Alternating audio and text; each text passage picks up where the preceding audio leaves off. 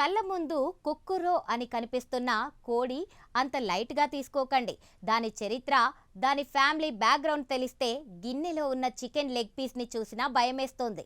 ఎందుకంటే ఇప్పటి కోళ్ళన్నీ కూడా ఒకప్పుడు అంటే 66 మిలియన్ల ఏళ్ల క్రితం డైనోసర్ జాతికి చెందినవే అని తాజా పరిశోధనల్లో తేలింది.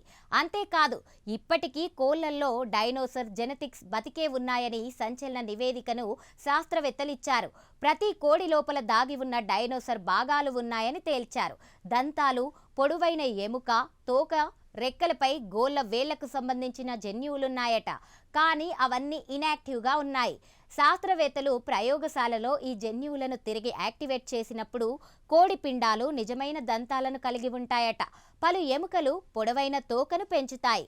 రెక్కలకు ప్రత్యేక గోళ్ల వేళ్లు పెరగడం మొదలవుతాయట. కోడి డైనోసర్ లాంటి శరీరాన్ని కలిగి ఉంటుంది.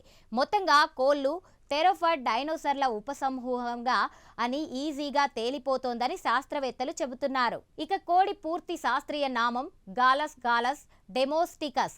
ఇది డైనోసర్ అనే పెద్ద సమూహంలో ఉంటుంది. డైనోసర్లు చనిపోయిన తర్వాత మిగిలిన ఈకలు కలిగిన మాంసం తినే డైనోసర్లు చెట్ల మీద నివసించేవి. నెమ్మదిగా అవి ఆధునిక పక్షులుగా మారాయి. ఈ క్రమంలో కోడి జీవించి ఉన్న డైనోసర్గా శాస్త్రవేత్తలు పరిగణిస్తున్నారు. అందుకు సంబంధించిన ఆధారాలను కూడా బయటపెట్టారు. అయితే డైనోసర్లు రెండు రకాలుంటాయి. ఒకటి ఎగిరే డైనోసర్లు, రెండు ఎగరని డైనోసర్లు. కానీ అవన్నీ ఒకే ఫ్యామిలీకి చెందినవి.